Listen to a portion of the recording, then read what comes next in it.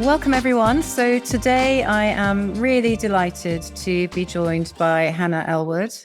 Hannah is the Group Company Secretary for Barclays. And as most of you know, Barclays is a FTSE 100 company. So being Company Secretary of such a large and diverse business is a really important and I'm sure at times challenging, but really interesting role. And today, what I really wanted to do, as well as hearing about Hannah's really interesting and diverse career, was to focus on alternative paths that qualified lawyers might take. So moving away from the traditional route for solicitors of either staying in private practice or moving in-house, but potentially taking on different roles like Hannah has in her career, maybe becoming a chief of staff or taking on a company secretarial role. So Hannah, thank you so much for coming on to the Women's Room today and welcome.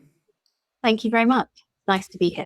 Good, brilliant. And I was wondering, to start off with, could we talk a bit about your job now and what do you do? What does it look like on a day-to-day basis being a company secretary of such a big organization? What's involved in the role?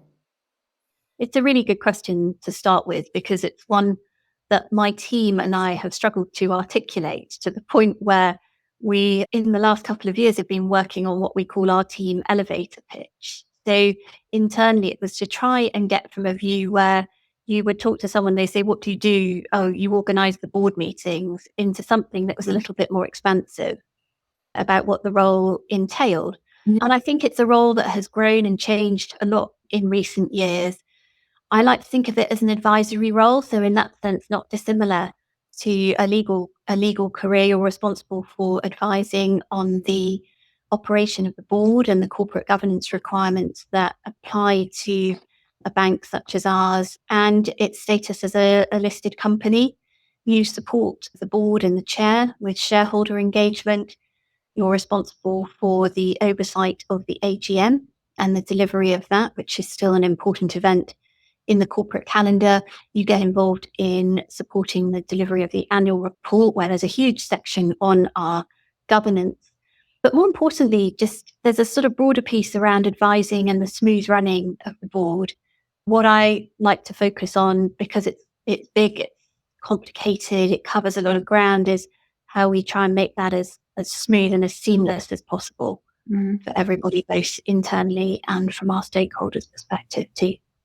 And what sort of things does it entail in terms of organising the board meetings? What do you have to do? How do you plan the calendar for the year?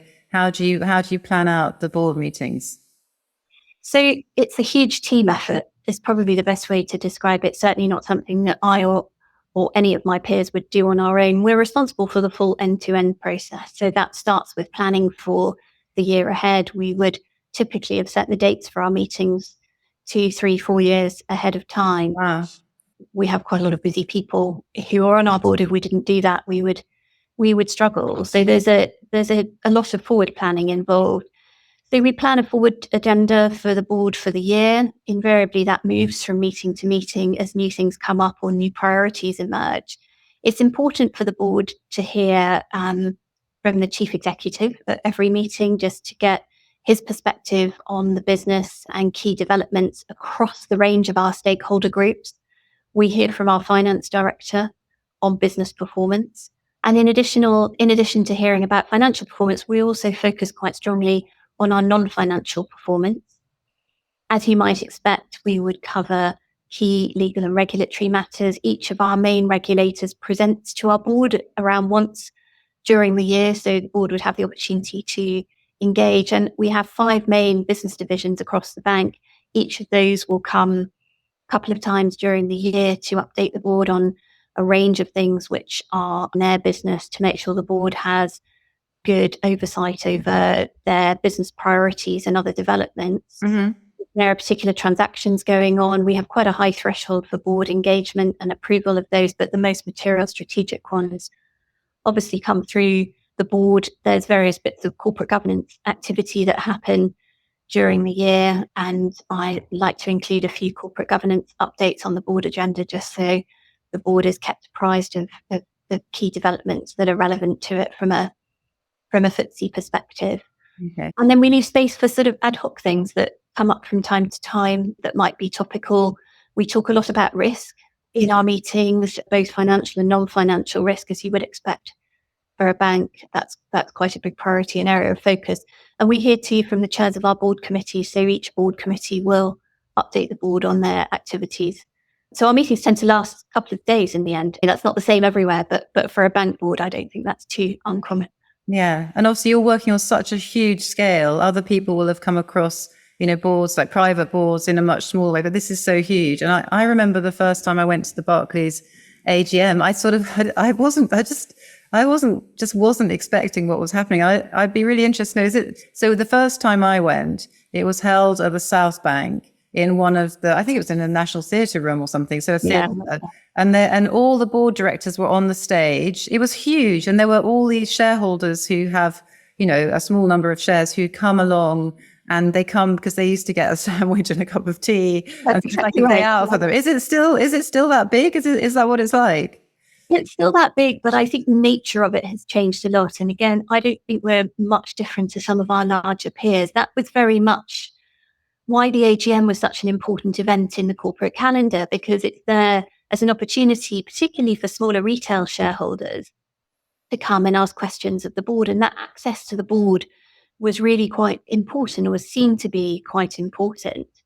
We engage a little bit differently with some of our institutional shareholders, but although they might not attend the AGM, they take quite a keen interest in the business of the meeting, particularly if you've got something that's not of a sort of ordinary course of business nature, or as we have had in our past, we've had requisition shareholder resolutions. We've at one point had an activist resolution, and those things always make for quite a lively debate and run up. But now I would say it has changed quite a lot. We do still get some of those retail shareholders, but it's evolved much more into a platform for groups to come and make their views known on the bank more broadly. Right.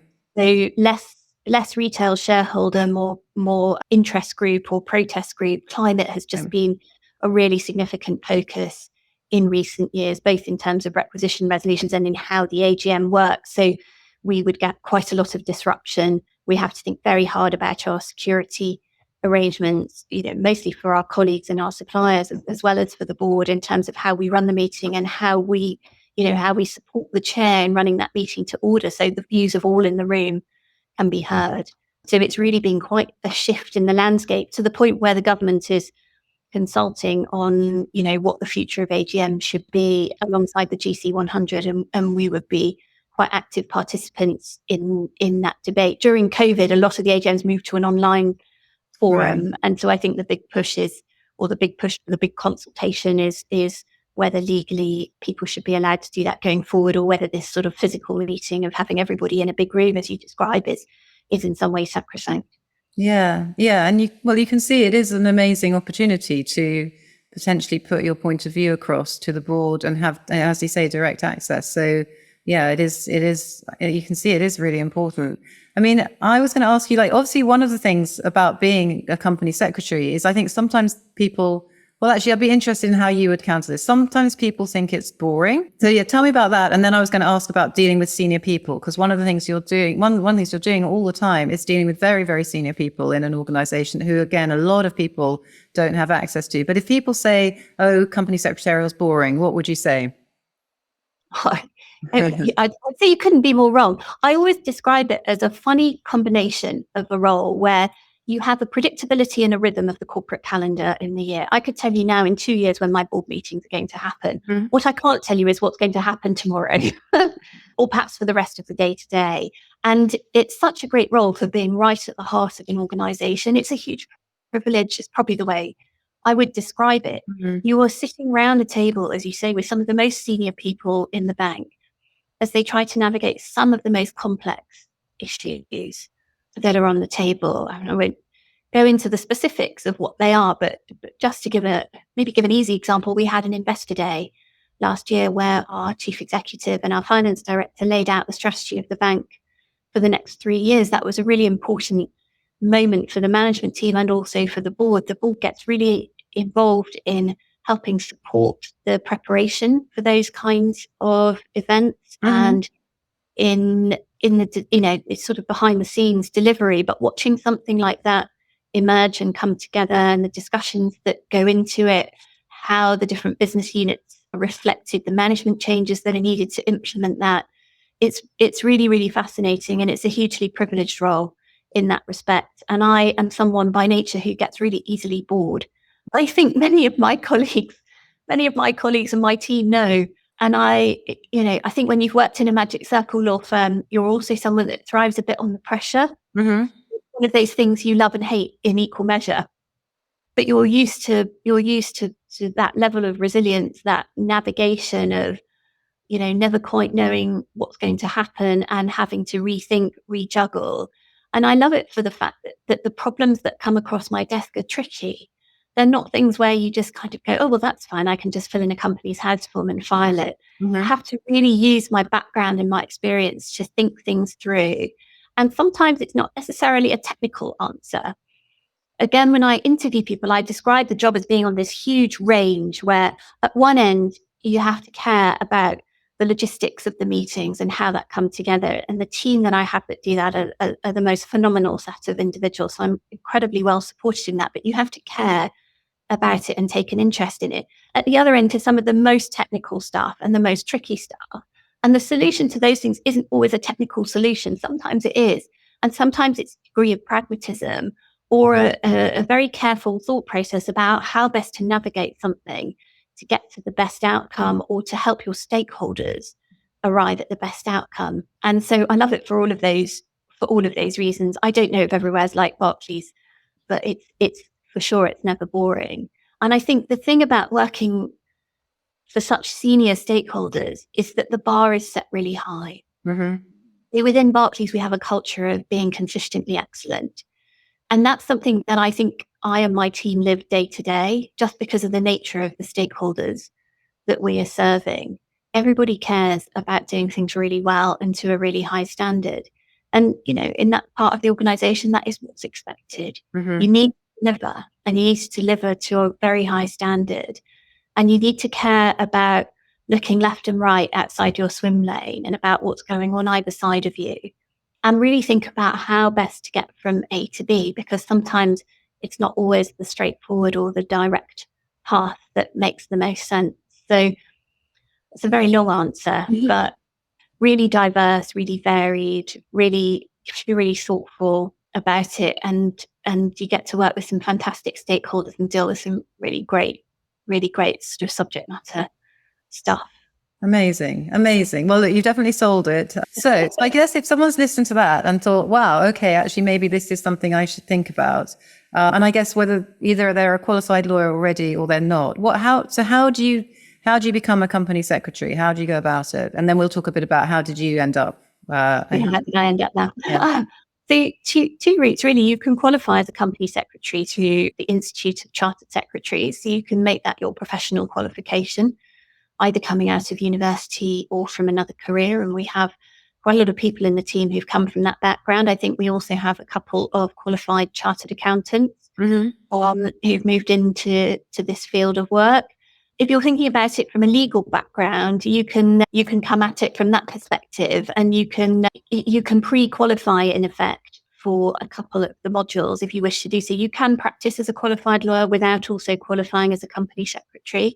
Or there's slightly more a slightly different pathway you can take that involves slightly fewer exams in order to get that qualification. Again, we have people who operate as CASEX without the qualification. We have people who've done the qualification and then joined the team.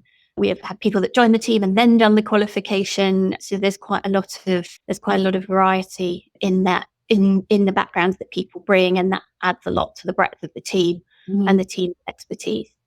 And how long does it take if you do the qualification? Say you're coming out of university and you do it. Do you do it full time or is it part time, and how long? So you can do it. It's a little bit like being a law firm trainee for people that have experience of that. It's around 2 years. Right. And if you came somewhere like Barclays, and I'm sure lots of other places too, we would pay for the qualification. So you would join as a graduate, or you could join, further on in your career if that was something that was of interest. And we have trainee company secretaries. We pay for the qualification. We give people study leave. And then, people pick a variety of different courses, some in person, some by correspondence, depending on what suits them best. Yeah. Okay. Lovely. And is there like, in terms of personality and I guess slightly skill set, I mean, maybe it's easier to say what sort of person wouldn't be a good company secretary? What sort of person would be a good company secretary? I presume you have to be reasonably organized. Do you not? If you're completely disorganized, probably wouldn't be the best thing to do. Yeah, I think there's probably a lot of truth in that, but then I would struggle to identify roles where being completely disorganized is like this may be a huge asset. But I think somewhere like this, maybe the way I'd explain it is to say when you work somewhere that's quite fast paced and quite intense, I think it suits people who are resilient to change. Mm-hmm. So if you're someone that's very set in liking things a certain way and, on a specific time frame, you have to be used in an organization that can be quite fast moving to just resetting, to taking a step back, to thinking about things a bit differently. Mm-hmm. So if you're someone that likes to make a list in the morning and then just fill that list, it's going to be a bit of a struggle. But there may be other companies where things are more structured in that way. And as I say, it's that sort of funny combination of the structure but the diversity. And I think if you like that sort of role, it will suit you quite well. Mm-hmm. There's definitely an element of organization, but it's a little bit like, the best way I can describe it is as a former M&A lawyer, it's a bit like when you come to a transaction signing or completion and things come together around the delivery of a board meeting. You have to be comfortable bringing all those strands together. So it's not for the faint-hearted, but in those things that I certainly, and I think my team would say the same, you never have the sense you're doing it alone. There's definitely a team effort to it. So here I would say resilience is important, particularly to things changing, because they do often.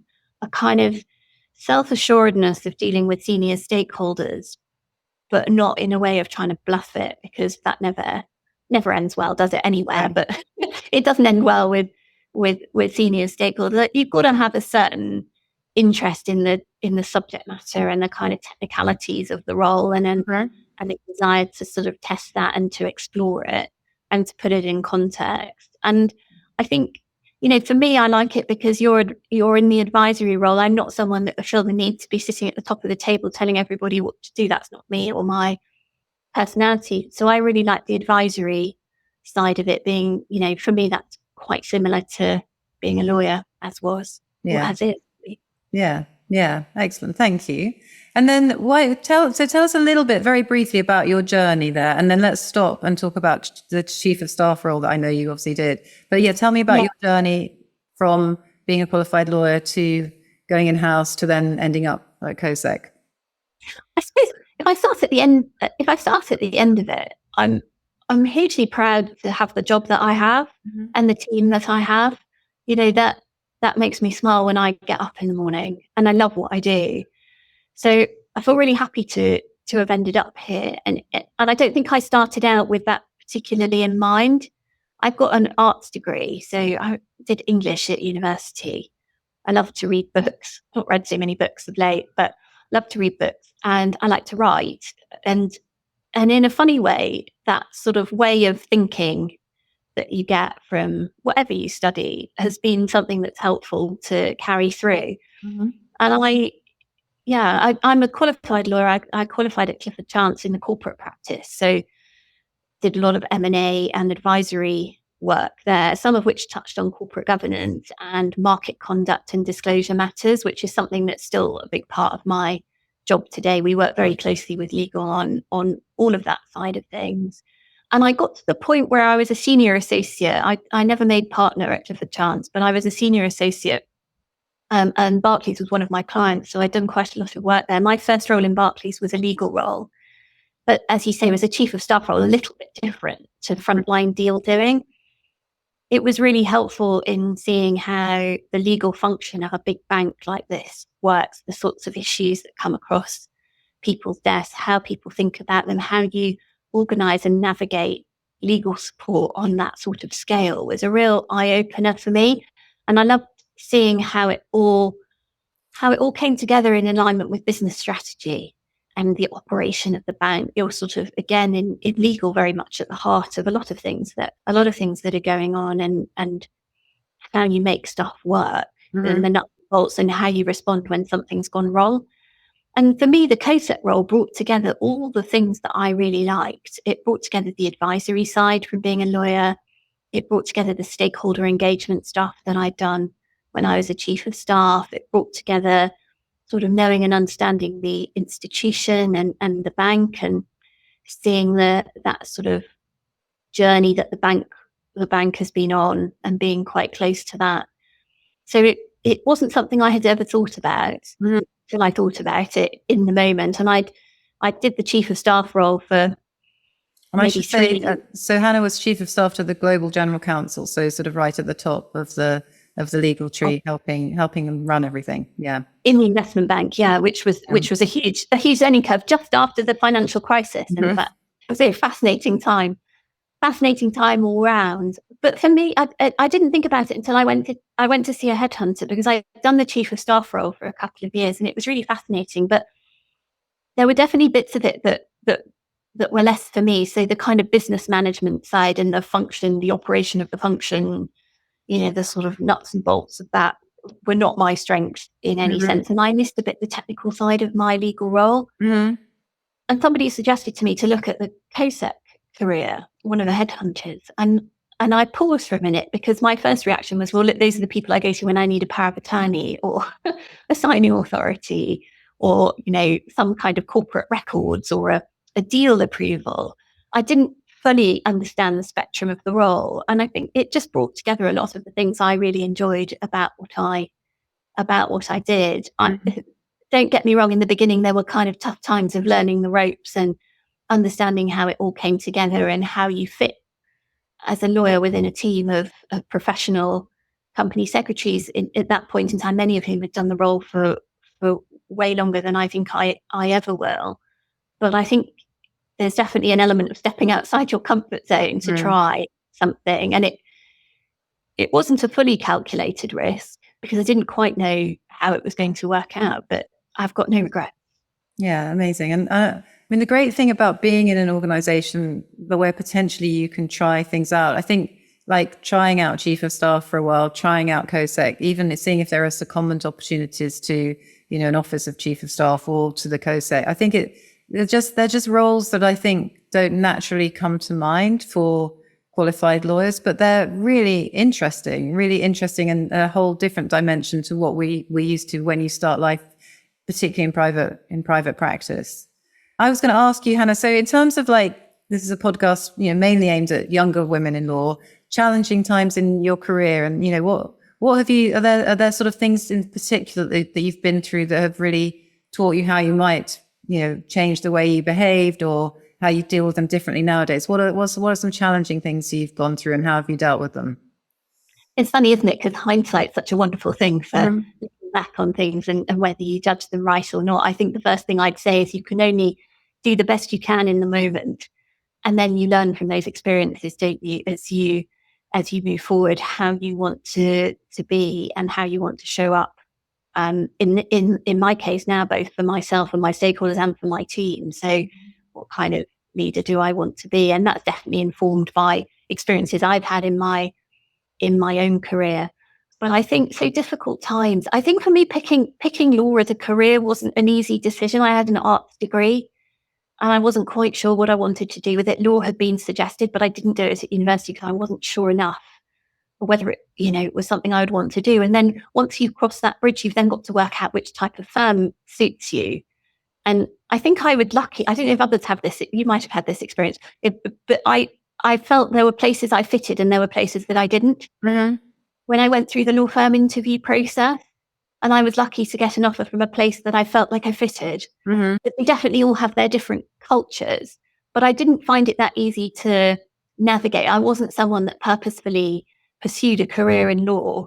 I did other things before, and I think those other things stood me in quite good stead then for just generally being in the workplace and problem solving and dealing with people and sending emails and all the things we used to do. Yeah. Those were tough times, just sort of working out what the right path was to take. So I was probably a little bit slower, I think, in getting to that point than others who maybe just did a law degree and then went straight through and always knew that's what they wanted to do.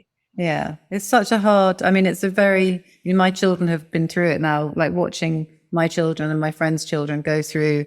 And I did law, but only because it was like a mixture of history and English. And then I definitely didn't want to be a lawyer, but I sort of was on the path. So it was the path of least resistance. And I spent a lot of my career not wanting to be a lawyer and saying, oh, one day I'll be something different. So I guess now I am something different. I think Eventually I got there. And have you ever had coaching along the way? Have you ever had a coach?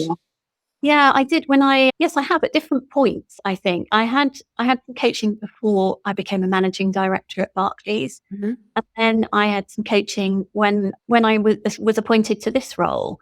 So that was sort of what was described as transition coaching, a little bit to help you work out when you are appointed to a role like this, suddenly you're responsible for a function of people.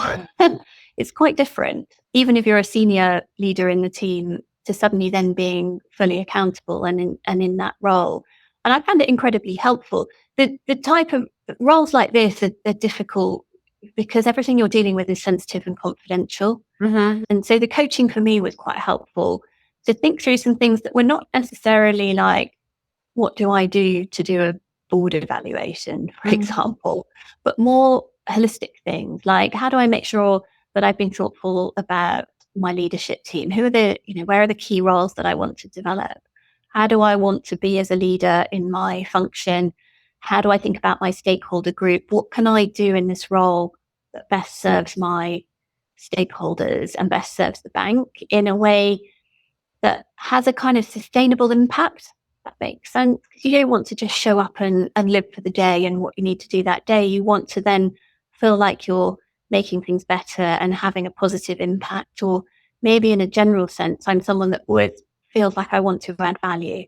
Mm-hmm. And so that's what I like to do. And the coaching was quite helpful in just taking a step back from the day to day, which is very busy, and just giving you a bit more of an opportunity to reflect. It provides some challenge and different ways of thinking, which you get, of course, from your team around you, because that's super helpful. But it was someone outside of that, and I found it really useful. And what did you change anything after that?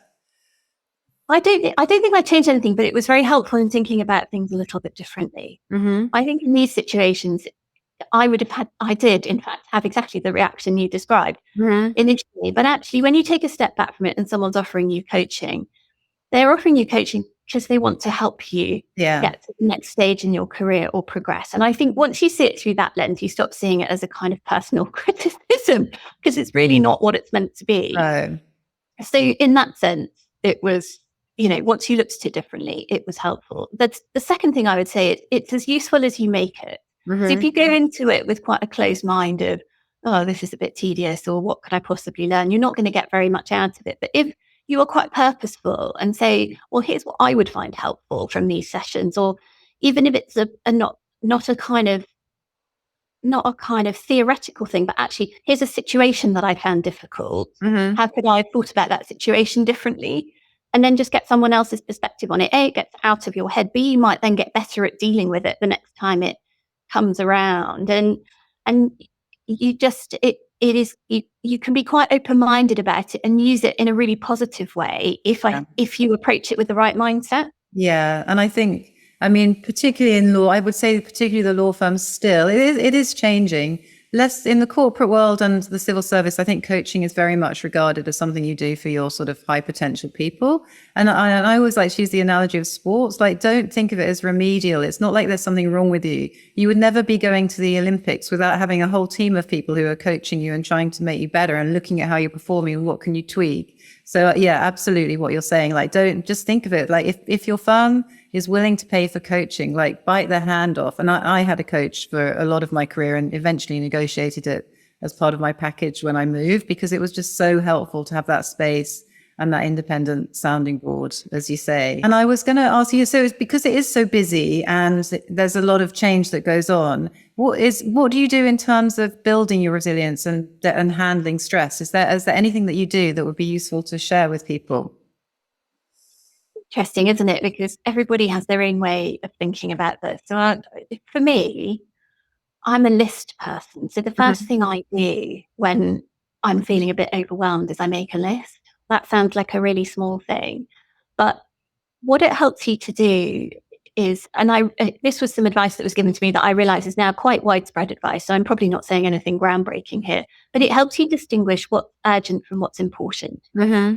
And I think in jobs like these, and I'm sure in lots of other jobs too, everything is urgent. Mm-hmm. And that can be quite an overwhelming feeling at times where you're thinking, gosh, how can I possibly get through this? It's all urgent. Not all of the urgent things are that important. Mm-hmm. And I read something the other day that just said, look, when you get up in the morning, maybe don't look at your emails first. Maybe sit down with your pen and paper and write down the 3 things that are making you feel stressed. Mm-hmm. And this is something that I do and have done. And it was kind of funny reading about it as formal advice. What are the 3 things that are making you feel stressed, really stressed? And then think about, it can't be 100 things because that's just counterproductive. But knowing that if by the end of the day you've done at least one of them, you would feel a bit less stressed. Those are probably your most important things. Yeah. That you need to check that, but that'll probably be one among your most important things. Then make it manageable. So do one of the things if that list, particularly if that list is on the long side, so that by the end of the day you feel like you've made a little bit of progress on one of the things you really needed to do. It doesn't always happen, but that's a technique that I use to try and navigate quite a busy and fast changing workload. Yeah. Sorry. I was going to say the not important thing comes from sort of Stephen Covey and the Covey quadrant. And that's exactly that. You have important, not important, urgent, not urgent. And everyone tends to spend time in the urgent, not important. And actually where strategic thinking comes from is when you're in the important, but not urgent. And people don't make enough time for that. So even having that quadrant set up sometimes and thinking, okay, where am I spending all my time? I've got to make sure I spend some time in that not urgent, but still very important. And I love the thing about getting rid of things that stress you. Absolutely. And keeping a done list and looking at it and saying, I've done that. So that's good. Rather than just continually feeling like there's more that you have to do. Yeah. You describe it much better, but much better. But for me, that works really, really well. The other thing I do is quite practical. Again, it might sound a bit geeky. I won't show it to you, but I have an A3 print. It's quite old school, of the calendar month by month. Mm-hmm.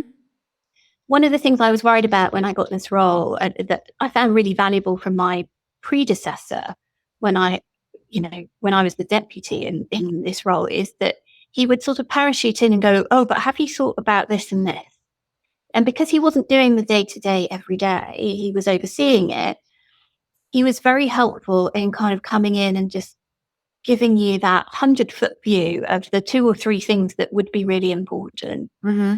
And I was worried when I took on the role that because I was going from a deputy to being the company secretary, I would forget to have that perspective. I wouldn't have it anymore because I would be the person in the calendar. In a funny way, for me, is quite useful. So I will plot out on it the kind of 3 or 4 things that from a big picture perspective are the sorts of things that he would have said, oh, don't forget about this or forward plan for that.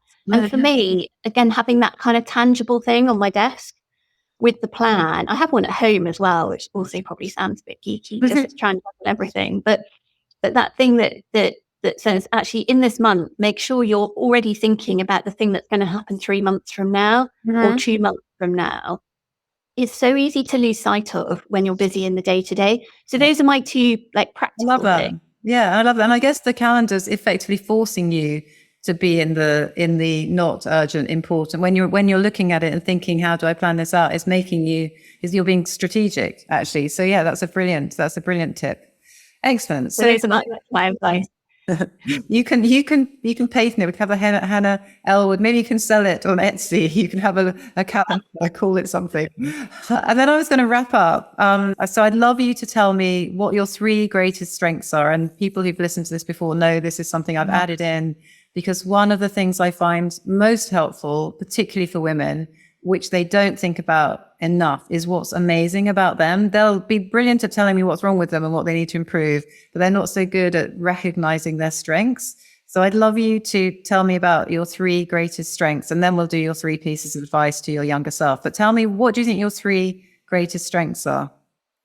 That's where I should have listened to the previous ones more.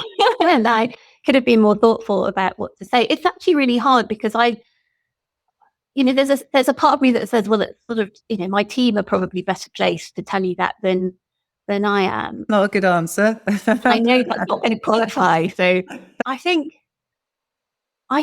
maybe one would be not being too linear about things. Mm-hmm. Or there's an element of this job which is strongly about process, and working in any bank or regulated institution, processes and controls are all. So I don't mean this in a way at the expense of processes and controls. But if you think about it in terms of your career journey, being able to take a step back and think about what do I really love and enjoy, and how can I get more of that in what I do day to day, because I'm spending a lot of time doing it. I think that's maybe a strength. I've never looked at my career in a kind of fixed way of this is what I'll be doing forever. I've done different things along the way. And so if that's encouraging to others as well, just not thinking too much through a fixed lens, but being quite open-minded and thoughtful about here's what I love. I may be answering your second question in parallel, but I think it's something I've always done, and I think it stood me in really good stead in how I've thought about my career and how I've been able to progress. Mm-hmm. So that's one thing. These are really hard. I don't do this well, so I'm not going to be your top podcast guest for this one. I think I was trying to be myself. So for me, being authentic, I know there's this thing about bringing your whole self to work. I kind of think, some of that can stay at home, but there's a bit of me that wants to just be able to be myself while still doing my job. Mm-hmm. So being able to bring my values and what's important to me, I think helps you come across, I would hope, as being an authentic leader and just generally an authentic person in the office. For me, integrity is important. It's important to make things better, to leave things in a better place, to make things better for my team and for my stakeholders. Mm-hmm. But that for me is I hope I do that well. I certainly strive to do it. I'm not sure I achieve it every day, but that for me is the goal. And maybe the third thing I would say is just juggling a lot of stuff all at the same time. I don't think anyone sits here and says, I do that really well, because people just, I just don't think people do. You might sort of hear it in certain arenas, but I think all you can ever do is your best. And I feel like I do my best at that. I don't always deliver and I don't always get it right, but I do try and carve out time for things that are important, whether that's, from a family perspective and a home perspective or from a work perspective, just to be quite structured and thoughtful about how I use my time and how I can use my time, my role to greatest effect. What's interesting is when you were talking there, I could pull from what you were saying about 30 strengths out from everything you were saying. But what was really interesting, and I want everyone listening to take note, is if you notice what Hannah did was then she said a strength and then she said, oh, but I'm not very good at this and I'm probably not a good podcast. It's so fascinating. That's what women do. And so I actually have a massive Excel spreadsheet of strengths, of words that I get people to tick to try and get them to recognize, because it's always the same with the women that I coach. If I say, what are your strengths?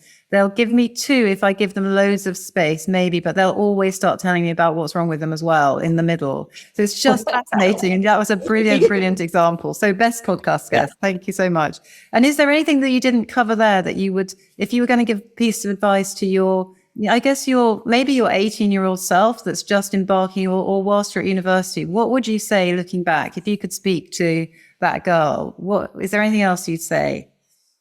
I'd probably say worry less. And I'm not worrying about things, not in a kind of super stressful way, but just in a, if I do this, will this happen? Or how should I think about this? And I think if you could channel that in a really positive way that just said, don't worry, just prepare well, or be thoughtful about how you want to approach that meeting or that opportunity.